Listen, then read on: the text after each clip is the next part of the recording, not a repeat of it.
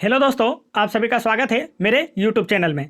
दोस्तों, आज हम पढ़ने वाले हैं एमपी पुलिस एग्ज़ाम 2021 की तैयारी के लिए मॉडल सेट पेपर 20, जिसमें जीके, जीएस, साइंस और करंट अफेयर के ऐसे क्वेश्चन लिए गए हैं जो कि आने वाले एमपी पुलिस एग्ज़ाम की दृष्टि से बहुत इंपॉर्टेंट है। तो चलिए शुरू करते हैं। लेकिन यदि आपने अभी तक मेरे चैनल को सब्सक्राइब नहीं किया है तो आप मेरे चैनल को सब्सक्राइब कर लीजिए और बेल आइकन के बटन भी जरूर दबा लीजिए ताकि ऐसे इंपॉर्टेंट एजुकेशनल वीडियो के नोटिफिकेशन आप तक आसानी से पहुंचते रहें। तो चलिए देखते हैं आज का पहला प्रश्न। आज का पहला प्रश्न है, अंतर्राष्ट्रीय न्यायालय का मुख्यालय कहाँ स्थित है? पूछा गया आपसे, अंतर्राष्ट्रीय न्यायालय का मुख्यालय कहाँ स्थित है? पहला ऑप्शन है रोम, दूसरा ऑप्शन है न्यूयॉर्क, तीसरा ऑप्शन है पेरिस और चौथा ऑप्शन है हेग। तो इसका राइट आंसर होगा ऑप्शन नंबर 4, हेग में। अंतर्राष्ट्रीय न्यायालय का मुख्यालय हेग, नीदरलैंड में स्थित है। अंतर्राष्ट्रीय न्यायालय में न्यायाधीशों की संख्या 15 होती है और जिनका कार्यकाल 9 वर्षों का होता है। चलिए आगे बढ़ते हैं अगले प्रश्न की ओर। अगला प्रश्न है हमारा, नियंत्रक तथा महालेखा परीक्षक के कार्यों की निगरानी कौन सी समिति द्वारा की जाती है? आपसे पूछा गया है, नियंत्रक एवं महालेखा परीक्षक के कार्यों की निगरानी कौन सी समिति के द्वारा की जाती है? पहला ऑप्शन है प्राक्कलन समिति, दूसरा ऑप्शन है लोक लेखा समिति, तीसरा ऑप्शन है राष्ट्रपति और चौथा ऑप्शन है प्रधानमंत्री। तो इसका राइट आंसर है ऑप्शन नंबर 2, लोक लेखा समिति। नियंत्रक तथा महालेखा परीक्षक की कार्यों की जो निगरानी है वह लोक लेखा समिति के द्वारा की जाती है। नियंत्रक एवं महालेखा परीक्षक की नियुक्ति राष्ट्रपति के द्वारा की जाती है और वर्तमान समय में भारत के नियंत्रक एवं महालेखा परीक्षक अर्थात सीएजी गिरीश चंद्र मुर्मू हैं और यह भारत के 14वें सीएजी हैं। चलिए आगे चलते हैं अगले प्रश्न की ओर। अगला प्रश्न है हमारा प्रश्न क्रमांक 3, ब्रिटिश संसद के लिए चुनाव जीतने वाले प्रथम भारतीय कौन थे? पूछा गया आपसे, ब्रिटिश संसद के लिए चुनाव जीतने वाले प्रथम भारतीय कौन थे? पहला ऑप्शन है एस.एन. बनर्जी, दूसरा ऑप्शन है जी.के. गोखले, तीसरा ऑप्शन है दादा भाई नौरोजी, चौथा ऑप्शन है फिरोज शाह मेहता। तो इसका राइट आंसर है ऑप्शन नंबर 3, दादा भाई नौरोजी। ब्रिटिश संसद के लिए चुनाव जीतने वाले प्रथम भारतीय दादा भाई नौरोजी थे और इन्हें grand old man of India के नाम से भी जाना जाता है। आगे चलते हैं अगले प्रश्न की ओर। अगला प्रश्न है हमारा प्रश्न क्रमांक 4, निम्न में से किस प्रदेश में सर्वाधिक जनजातियां पाई जाती हैं? पहला ऑप्शन है मणिपुर, दूसरा ऑप्शन है नागालैंड, तीसरा ऑप्शन है मेघालय और चौथा ऑप्शन है मध्य प्रदेश। तो इसका राइट आंसर है ऑप्शन नंबर 4, मध्य प्रदेश में। मध्य प्रदेश राज्य में भारत में सर्वाधिक जनजातियां पाई जाती है। मध्य प्रदेश की सबसे बड़ी जनजाति भील है। मध्य प्रदेश की राजधानी है भोपाल। मध्य प्रदेश के सीएम है शिवराज सिंह चौहान और मध्य प्रदेश की गवर्नर है आनंदीबेन पटेल और आनंदीबेन पटेल उत्तर प्रदेश राज्य की भी गवर्नर हैं। आगे चलते हैं अगले प्रश्न की ओर। अगला प्रश्न है हमारा प्रश्न क्रमांक 5, मेट्टूर बांध किस नदी पर बनाया गया है? पूछा गया आपसे, मेट्टूर बांध किस नदी पर बनाया गया है? पहला ऑप्शन है गामनी, दूसरा ऑप्शन है कावेरी, तीसरा ऑप्शन है हेमवती, चौथा ऑप्शन है पालार। तो इसका राइट आंसर है ऑप्शन नंबर 2, कावेरी नदी पर। मेट्टूर बांध कावेरी नदी पर तमिलनाडु राज्य में बनाया गया है। कावेरी का उद्गम पश्चिमी घाट के ब्रह्मगिरी पर्वत से हुआ है और इसका मुहाना बंगाल की खाड़ी में है। आगे चलते हैं अगले प्रश्न की ओर। अगला प्रश्न हमारा प्रश्न क्रमांक 6, एशिया की बंजर भूमि कहलाता है? 4 ऑप्शन है आपको बताना है, इनमें से क्या एशिया की बंजर भूमि कहलाता है? पहला ऑप्शन है थार मरुस्थल, दूसरा ऑप्शन है बलूचिस्तान, तीसरा ऑप्शन है मालाकस, चौथा ऑप्शन है इनमें से कोई नहीं। तो इसका राइट आंसर है ऑप्शन नंबर 1, थार मरुस्थल। थार मरुस्थल को एशिया की बंजर भूमि कहा जाता है और थार मरुस्थल का अधिकांश भाग भारत के राजस्थान राज्य में स्थित है। चलिए आगे चलते हैं अगले प्रश्न की ओर। अगला प्रश्न है हमारा प्रश्न क्रमांक 7, गृह शासन आंदोलन की शुरुआत किसने की थी? पूछा गया आपसे, गृह शासन आंदोलन की शुरुआत किसने की थी? पहला ऑप्शन है बाल गंगाधर तिलक, दूसरा ऑप्शन है महात्मा गांधी, तीसरा ऑप्शन है लाला लाजपत राय और चौथा ऑप्शन है इनमें से कोई नहीं। तो इसका राइट आंसर है ऑप्शन नंबर 1, बाल गंगाधर तिलक। गृह शासन आंदोलन अर्थात होम रूल लीग आंदोलन की शुरुआत बाल गंगाधर तिलक के द्वारा की गई थी और होम रूल लीग की स्थापना 1916 में बाल गंगाधर तिलक ने की थी। इसे भी आपको याद रखना है, यह भी पूछा जाता है। होम रूल लीग की स्थापना 1916 में बाल गंगाधर तिलक के द्वारा की गई थी। आगे बढ़ते हैं अगले प्रश्न की ओर। अगला प्रश्न है हमारा प्रश्न क्रमांक 8, उड़ीसा का गांधी किसे कहा जाता है? पूछा गया आपसे, उड़ीसा का गांधी किसे कहा जाता है? पहला ऑप्शन है गंगाधर मेहरे, दूसरा ऑप्शन है सुभाष चंद्र बोस, तीसरा ऑप्शन है पंडित गोपबंधु दास और चौथा ऑप्शन है विश्वनाथ दास। तो इसका राइट आंसर है ऑप्शन नंबर 3, पंडित गोपबंधु दास को उड़ीसा के गांधी के नाम से भी जाना जाता है। उड़ीसा की राजधानी है भुवनेश्वर। उड़ीसा के सीएम है नवीन पटनायक। उड़ीसा के गवर्नर है गणेशी लाल और उड़ीसा के वर्तमान में चीफ जस्टिस है एस मुरलीधर। आगे चलते हैं अगले प्रश्न की ओर। अगला प्रश्न हमारा प्रश्न क्रमांक 9, दास प्रथा के उन्मूलन से संबद्ध गवर्नर जनरल कौन थे? आपसे पूछा गया है दास प्रथा के उन्मूलन से संबद्ध गवर्नर जनरल कौन थे? पहला ऑप्शन है कार्नवालिस, दूसरा ऑप्शन है एलेन बरो, तीसरा ऑप्शन है डलहौजी, चौथा ऑप्शन है रिपन। तो इसका राइट आंसर है ऑप्शन नंबर 2 एलेन बरो। दास प्रथा का अंत 1843 में लॉर्ड एलेन बरो के द्वारा किया गया था और प्राचीन समय में दास प्रथा का अंत सम्राट अकबर के द्वारा किया गया था। तो इसमें आपसे गवर्नर जनरल की पूछी गई है, तो 1843 में लॉर्ड एलेन बरो के द्वारा दास प्रथा का उन्मूलन किया गया था। आगे चलते हैं अगले प्रश्न की ओर। अगला प्रश्न है हमारा, ऑन्कोलॉजी किसका अध्ययन है? आपसे पूछा गया है ऑन्कोलॉजी किसका अध्ययन है? पहला ऑप्शन है पक्षियों का, दूसरा ऑप्शन है कैंसर का, तीसरा ऑप्शन है स्तनपायी प्राणी और चौथा ऑप्शन है भूमि। तो इसका राइट आंसर है ऑप्शन नंबर 2 कैंसर का। ऑन्कोलॉजी कैंसर का अध्ययन होता है। चलिए आगे चलते हैं अगले प्रश्न की ओर। अगला प्रश्न है, पर्यावरण में अजैव अवयव का उदाहरण है। 4 ऑप्शन है। पहला ऑप्शन है वनस्पति, दूसरा ऑप्शन है जानवर, तीसरा ऑप्शन है वायु, चौथा ऑप्शन है संचरण। तो आपको बताना है इनमें से कौन सा पर्यावरण में अजैव अवयव का उदाहरण है। तो इसका राइट आंसर है ऑप्शन नंबर 3 वायु। वायु पर्यावरण अर्थात जैव मंडल में एक अजैव घटक है। आगे चलते हैं अगले प्रश्न की ओर। अगला प्रश्न है प्रश्न क्रमांक 12, ओरछा दुर्ग कहाँ स्थित है? पूछा गया आपसे ओरछा दुर्ग कहाँ स्थित है? पहला ऑप्शन है अशोकनगर, दूसरा ऑप्शन है टीकमगढ़, तीसरा ऑप्शन है पन्ना, चौथा ऑप्शन है ग्वालियर। तो इसका राइट आंसर है ऑप्शन नंबर 2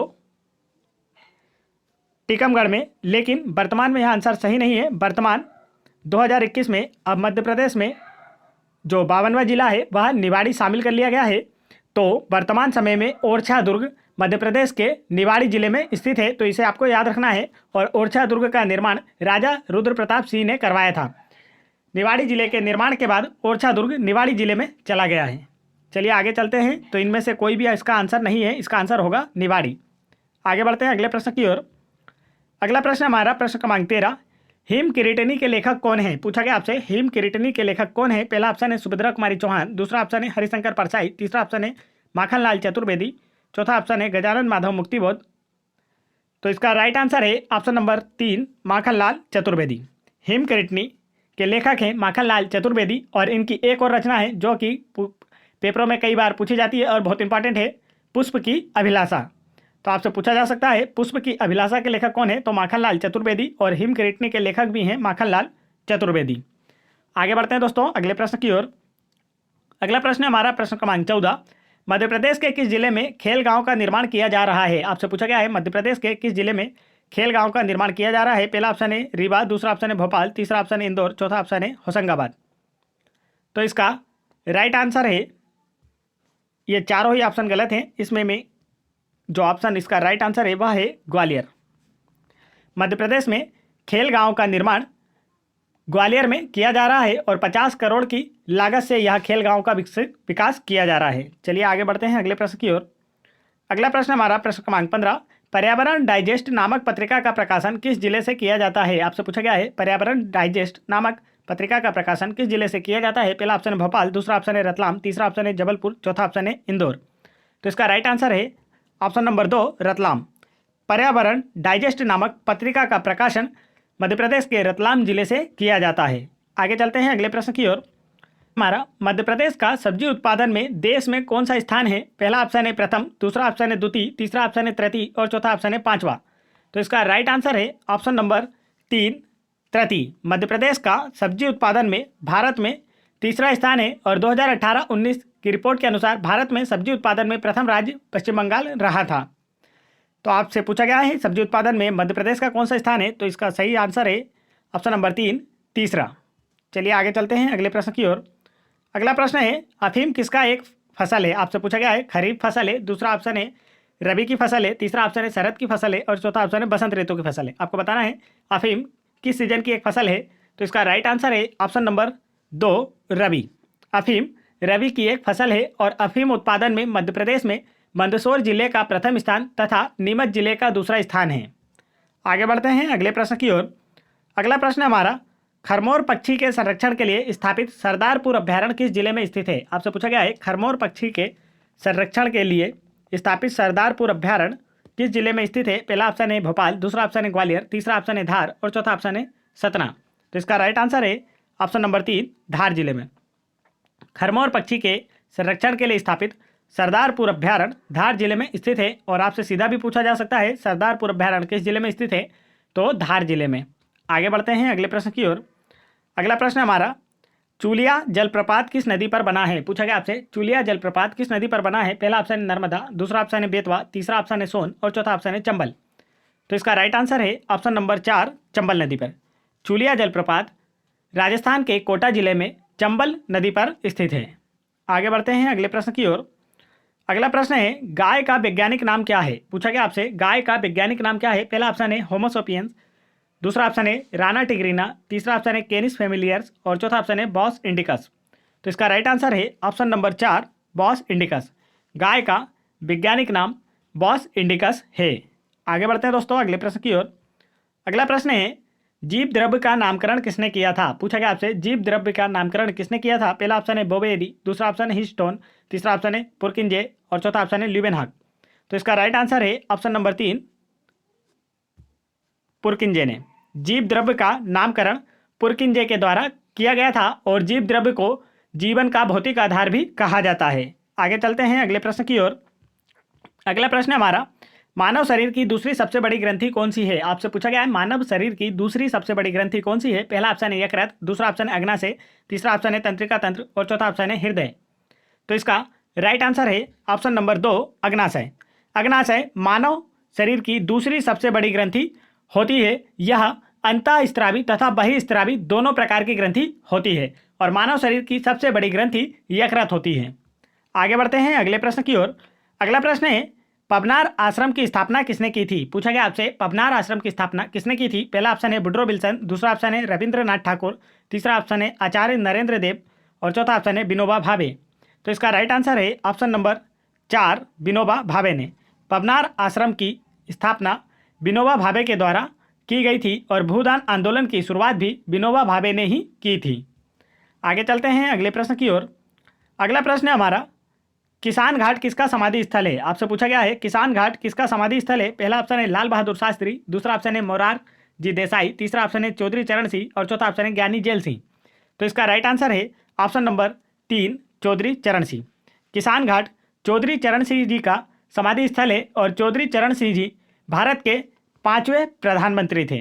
तो इसे भी आपको याद रखना है। आगे बढ़ते हैं अगले प्रश्न की ओर। अगला प्रश्न है, बांग्लादेश की संसद का नाम क्या है? पूछा गया आपसे, बांग्लादेश की संसद का नाम क्या है? पहला ऑप्शन है मजलिस, दूसरा ऑप्शन है खुरल, तीसरा ऑप्शन है जातीय संसद और चौथा ऑप्शन है नेशनल असेंबली। तो इसका राइट आंसर है ऑप्शन नंबर 3, जातीय संसद। बांग्लादेश की संसद का नाम है जातीय संसद। बांग्लादेश की राजधानी है ढाका, बांग्लादेश की मुद्रा है टका, बांग्लादेश के प्रधानमंत्री हैं शेख हसीना और बांग्लादेश के राष्ट्रपति हैं अब्दुल हामिद। आगे बढ़ते हैं दोस्तों अगले प्रश्न की ओर। दोस्तों, यदि आप लोगों को मेरा वीडियो पसंद आ रहा हो तो वीडियो को एक लाइक जरूर करें और मेरे चैनल को भी जरूर सब्सक्राइब कर लें। और यदि आप लोगों को MP police exam 2016, 2017, MP police sub inspector exam 2016, 2017 और एनटीपीसी एग्जाम 2016, 2017, 2020 एवं इसके अलावा अन्य सभी एग्जाम्स के प्रीवियस ईयर्स पेपरों के जीके, जीएस और साइंस के क्वेश्चंस की वीडियो देखना है तो आप मेरे चैनल की प्लेलिस्ट में जाकर वहां से देख सकते हैं। और आप इन सभी वीडियोस की पीडीएफ फाइल मेरा टेलीग्राम चैनल ज्वाइन करके वहां से डाउनलोड कर सकते हैं। तो चलिए आगे बढ़ते हैं अगले प्रश्न की ओर। अगला प्रश्न है, मनुष्य के शरीर में अधिकांश भोजन कहाँ पचता है? आपसे पूछा गया है मनुष्य के शरीर में अधिकांश भोजन कहाँ पचता है? पहला ऑप्शन है अमाशय में, दूसरा ऑप्शन है छोटी आंत में, तीसरा ऑप्शन है बड़ी आंत में, चौथा ऑप्शन है यकृत में। तो इसका राइट आंसर है ऑप्शन नंबर 2, छोटी आंत में। मनुष्य के शरीर में अधिकांश भोजन छोटी आंत में पचता है और भोजन पाचन का कार्य मुख से प्रारंभ हो जाता है। आगे चलते हैं अगले प्रश्न की ओर। अगला प्रश्न है, अक्रिय गैस परमाणुओं के सबसे बाहरी कक्ष में कितने इलेक्ट्रॉन होते हैं? आपसे पूछा गया है अक्रिय गैस परमाणुओं के सबसे बाहरी कक्ष में कितने इलेक्ट्रॉन होते हैं? पहला ऑप्शन है 4, दूसरा ऑप्शन है 5, तीसरा ऑप्शन है 8 और चौथा ऑप्शन है 2। तो इसका राइट आंसर है ऑप्शन नंबर 3, 8।